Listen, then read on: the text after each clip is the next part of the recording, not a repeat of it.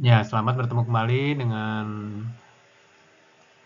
mata kuliah sistem terdistribusi ya untuk topik keamanan pada sistem terdistribusi ya. Untuk prodi sistem informasi. Ya, kita lihat nih setelah sebelumnya kita membahas bagaimana secara teknis ya TCP/IP bekerja, lalu protokol-protokol dalam internet untuk mendistribusikan data itu bekerja. Kita lihat security pada sebuah sistem terdistribusi ya. Kita lihat di sini. Kebutuhan untuk melindungi kesatuan dan rahasia informasi dan sumber lain yang dimiliki oleh individu maupun organisasi dapat meliputi keamanan fisik maupun data digital ya. Nah, kebutuhan ini muncul karena sumber tersebut digunakan secara bersama. Karena kan kolaboratif data itu harus benar-benar secure dan aman ya. Perkembangan kebutuhan keamanan ya dalam sebuah sistem terdistribusi ini ya. Yang kita bisa lihat dari grafik ini, misalkan platformnya apa. Yang pertama tahun 1960-an ya, itu kan di sini kita lihat ya. Lalu di sini ada share resource-nya apa saja yang di-share itu kan dari tahun ke tahun ya, dari mulai tahun 60-an sampai saat ini kan. Lalu security requirement-nya seperti apa. Nah, sekarang di sini untuk poin yang keempat juga security management environment-nya atau lingkungan keamanan pengelolaan keamanannya seperti apa. Ya dari tahun ke tahun, dari mulai tahun 65 sampai saat ini ya tahun 2020-an ya. Kurang lebih sekitar 60 tahunan ya. Kita lihat di sini. Dari tahun 65 ya, kita lihat sampai 1 dekade ke depan 75 itu ya. Platformnya itu yang digunakan multi user time sharing komputer kan biasa itu. Lalu berkembang ke tahun sebelum tahun 90-an ya, distribusi sistem berbasis local network ya, LAN kan sampai di bawah akhir tahun 90-an. Berikutnya tahun 90-an sampai tahun 2000-an ya di sini. Itu adalah internet mulai dikembangkan ya. Wide Area Service atau WAN ya, itu kan Wide Area Networking kan. Nah, saat ini ya kita mulai akses ke pengembangan internet yang lebih besar ya untuk transformasi data atau transfer datanya. Ya, di sini internet dan mobile device-nya juga ikut berperan kan. Itu untuk platformnya. Lalu untuk share resource-nya di sini awalnya itu hanya berbagi memori atau file saja. Lalu tahun 10 tahun ke depan membagikan distribusi sebuah service lokal ya dan jaringan network saja. Berikutnya setelah internet ada itu yang dibagikan itu apa? Ya di sini kan email yang mulai berkembang tahun 90-an tuh ya, website mulai ada, lalu internet e-commerce sudah mulai ada ya. Lalu saat ini kan distribusi project objek misalkan ya mobile code, big data dan sebagainya ya, itu yang dibagikan. Video multimedia itu mulai dibagikan saat ini ya, bisa didistribusikan ya untuk di digital age saat ini. Lalu sekarang security requirement-nya seperti apa? Dari mulai tahun 60-an, misalkan keamanannya itu adalah hanya untuk identifikasi user autentifikasi saja. Misalkan siapa yang punya data dan aksesnya oleh siapa. Lalu berkembang ke tahun 70-an sampai 80-an akhir. Sini ada protection of service. Jadi kita bisa memproteksi layanan-layanan, misalkan layanan chatting ya tahun 80-an akhir lah ya itu mulai ada. Ya. Lalu zaman internet tahun 90-an sampai 2000-an itu adalah security-nya lebih aman ya untuk e-commerce misalkan transaksi misalkan ya. PayPal mulai ada misalkan ya tahun 90-an akhir kan. Nah, lalu sekarang ini untuk security requirement-nya untuk saat ini adalah setelah big data mulai banyak dibagikan, didistribusikan itu adalah kontrol akses ya untuk individual project ya atau objek ya. Jadi lebih secure dengan menggunakan mobile code atau two factor authentication ya. Tuh. Lalu sekarang ke poin security management environment-nya. Jadi lingkungan pengelolaan keamanannya itu seperti apa? Dulu awal-awal tahun 60-an itu adalah single authority. Jadi hanya satu saja passwordnya misalkan ya. Lalu authorization database-nya juga hanya satu. Lalu berkembang terus gitu kan. Banyak yang akses di sini gitu. Di tahun 90-an nih sampai 2000-an internet sudah mulai berkembang. Dia mulai kembangkan ke otoritas yang lebih banyak ya. Tidak ada network site authorization di sini ya. Tuh, dan saat ini di tahun digital age ya tahun 2020-an ya. Peer activity authorized. Jadi setiap akses itu ada verifikasinya ya. Lalu grup juga dia menggunakan autentikasi sendiri ya untuk grup, sharing grup dan sebagainya kan. Itu saat ini. Tuh. Nah, lalu apa saja sih ancaman dan serangannya ya? Di sini kita lihat untuk membagikan data secara terdistribusi. Tujuan utama dari sebuah keamanan data itu adalah untuk membatasi akses informasi dan sumber daya untuk user yang dimiliki hak akses ya. Ancamannya apa aja ya? Ancaman keamanannya itu adalah leak ya, leak AIDS di sini yaitu pengambilan informasi oleh user yang tidak memiliki akses. Ya, ini kan. Lalu apa kedua adalah tampering ya. Itu mengubah ya informasi secara digital tanpa persetujuan yang punya data. Nah, lalu vandalisme ya di sini. Gangguan operasi sistem tertentu ya. Jadi misalnya akses ke sistemnya dihack atau di-errorkan gitu kan. Nah, lalu serangan pada sistem terdistribusi itu tergantung pada pengakses ke saluran komunikasi yang ada atau membuat saluran baru yang disamakan secara ilegal. Itu kan disamarkan ya. Jadi piercing atau phishing ya, phishing itu kan menyamarkan gitu kan. Lalu di situ ada memasukkan identitas, itu kan memasukkan password dan sebagainya ya. Itu untuk saat ini ancaman-ancamannya. Nah, lalu apalagi sih yaitu kan yang serangan yang lebih masif sekarang itu adalah jenis serangan pasif nih. Lebih jenis serangan pasif itu hanya mengamati komunikasi atau datanya saja. Ya, tidak ada aksi di sini. Misalkan mengamati data siapa gitu ya tanpa ada aksi atau manipulasi data ya. Tuh. Lalu serangan yang aktif, ya serangan aktif itu adalah memodifikasi komunikasi atau data seperti misalkan yang memasukkan dan mengubah email misalkan ya, lalu protokolnya dirubah, lalu di spoofing itu kan protokolnya diubah, jadi DNS-nya dirubah. Nah itu bisa ya, itu bisa misalkan ya. Jadi ada serangan pasif dan serangan aktif ya. Nah di sini ya metode penyerangannya seperti apa yang mereka lakukan hacker ya dalam data yang terdistribusi. Ada FS dropping ya. Ya, FS dropping itu ya mendapatkan duplikasi pesan tanpa izin ya. Tuh, lalu juga ada mass querying di sini. Mass querying itu adalah mengirim atau menerima pesan menggunakan ID milik user lain. Gitu. Lalu juga message tampering ya, mencegat ya, menangkap pesan dan mengubah isinya sebelum dilanjutkan ke penerima yang sebetulnya. Nah, lalu di sini juga yang keempat adalah replaying ya. Replaying itu adalah menyimpan pesan yang ditangkap untuk pemakaian berikutnya. Itu ya. Lalu di sini ada denial of service ya. Kalau mata kuliah cyber security itu pasti sudah memahami ini denial of service atau DDoS ya, DDoS. Itu adalah membanjiri saluran atau sumber lain dengan pesan yang bertujuan untuk menggagalkan pengaksesan oleh orang lain ya. Itu kan jadi susah nanti kita akses ke data tersebut.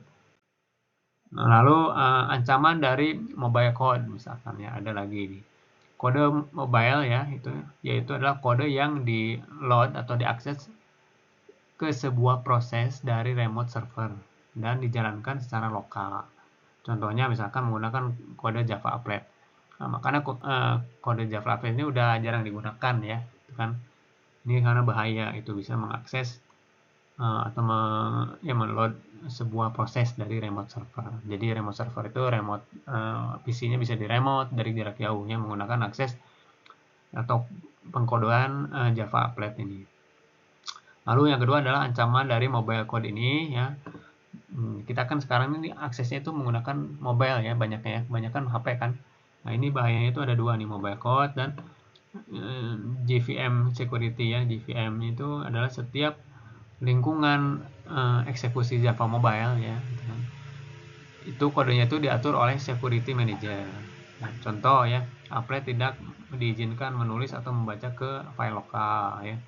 Mobile code yang di-download disimpan secara terpisah dari kelas lokal untuk menghindari penimpaan ya. Bytecode cek untuk validasi. Jadi ini untuk keamanan jika menggunakan akses mobile ya atau HP kan. Tuh di sini ya.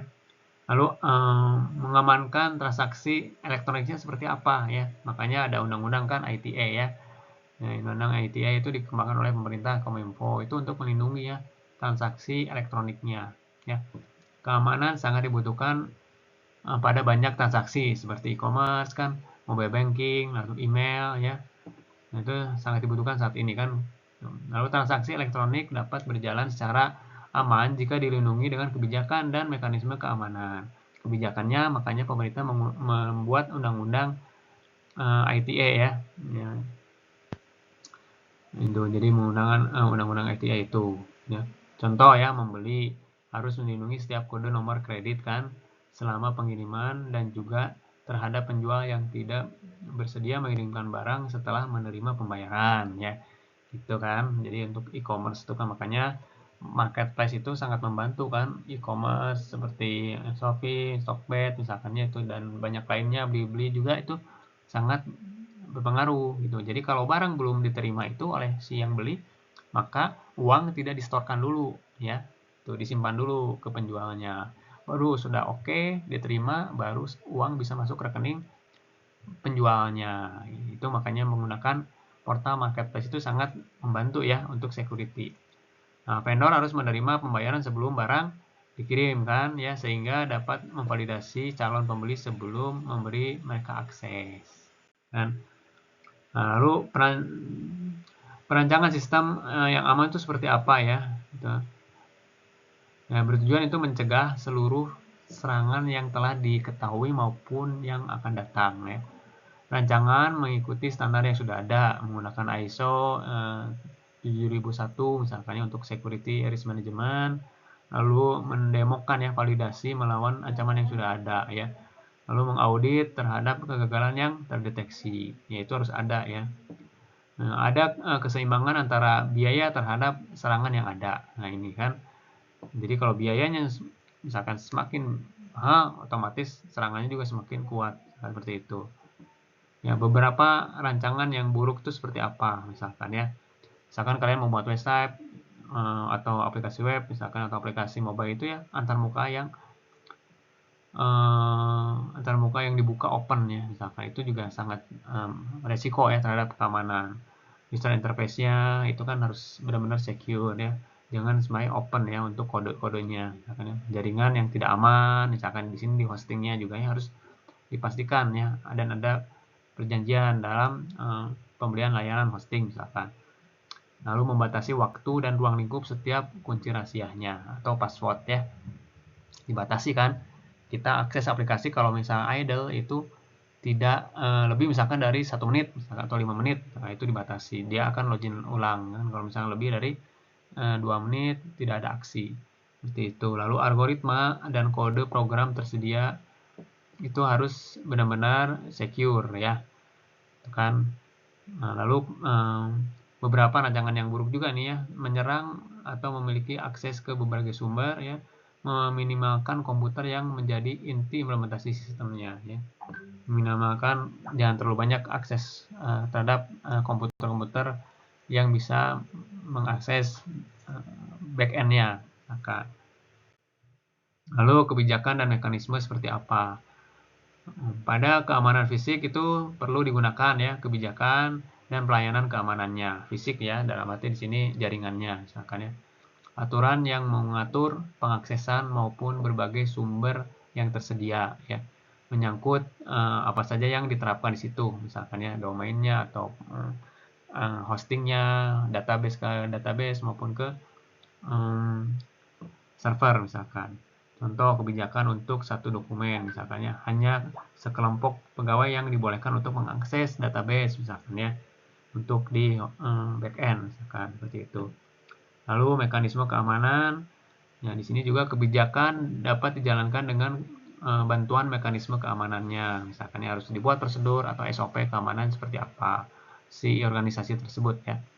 Yang menyangkut bagaimana menerapkannya. Contoh misalkan mengakses dokumen kontrol dengan distribusi yang terbatas gitu kan ya dan tersembunyi di hidden ya, tidak open selalu terbuka kan.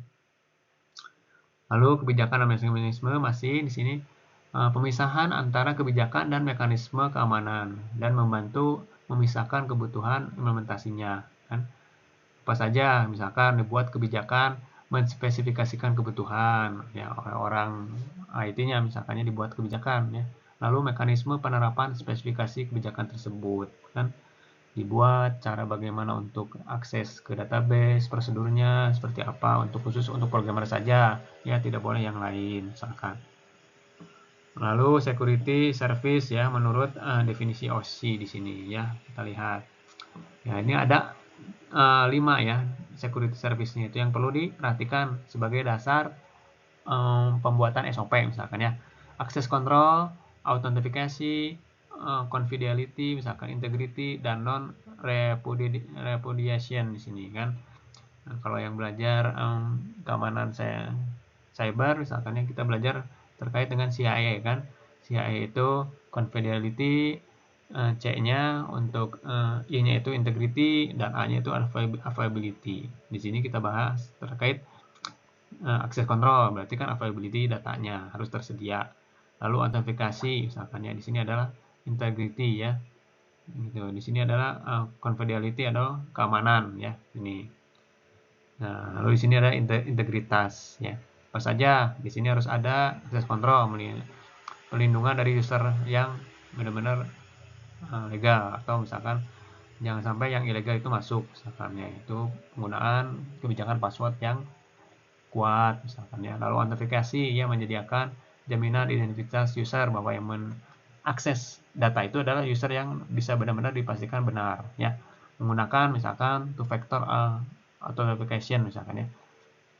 Bisa pakai PIN dan juga pakai passwordnya kan. Ada PIN, ada password ya. Ada OTP misalkan seperti itu ya untuk authentication. Lalu confidentiality misalkan ya melindungi yang mengungkapkan identitas ya secara ilegal itu nggak boleh ya. Jadi mengungkapkan identitas secara ilegal itu nggak boleh gitu. Jadi harus disembunyikan siapa penggunanya gitu ya, tidak dibuka secara publik.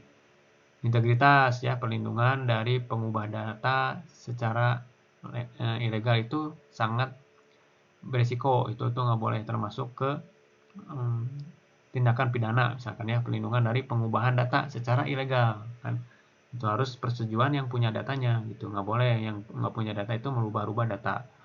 Lalu non repudiation di sini ada perlindungan dari penolakan terhadap komunikasi yang pernah dilakukan sebelumnya kan ya harus dilindungi ya itu harus ada passwordnya itu kan seperti itu. Lalu juga dasar mekanisme keamanan yang dibangun di sini ada enkripsi ya digunakan untuk menyediakan kerahasiaan ya dapat menyediakan autentifikasi dan perlindungan integritas dari si pengguna data. Lalu ada digital signature ya, tanda tangan digital ya. Nah, digunakan untuk menyediakan autentifikasi, perlindungan integritas dan non repudiation di sini ya. Kan lalu juga yang ketiga adalah ya di sini nih masih keamanan-keamanan yang perlu dibangun ya. Algoritma checksum atau hash algoritma ya. Nah, digunakan untuk apa? Untuk menyediakan perlindungan integritas dan dapat menyediakan autentikasi. Algoritma hash itu jadi kita bisa tahu nih bahwa tanda tangan itu palsu atau asli. Itu kan, itu pakai hash. Teknologi itu bisa. Nanti kita bahas ya. Tapi secara garis besar ya dasar mekanisme keamanannya itu yang perlu dibangun adalah enkripsi deskripsi pada saat buat password ya, algoritmanya harus baik. Lalu digital signature-nya juga dia harus kuat dan harus memastikan bahwa itu adalah benar-benar tanda tangan asli ya gitu. Algoritma checksum dan algoritma hash-nya juga seperti memberikan bagaimana keaslian dari data yang digunakan, ya. Lalu teknik-teknik keamanan di sini kita lihat ya. Enkripsi ya, itu udah pasti ya. Proses pengodean pesan untuk menyembunyikan isi dari passwordnya kan. Lalu algoritma enkripsi modern menggunakan kunci atau key ya. Kunci kripto adalah parameter yang digunakan dalam algoritma enkripsi di mana hasil enkripsi tidak dapat didekripsi tanpa kunci yang sesuai. Jadi ada dua verifikasi.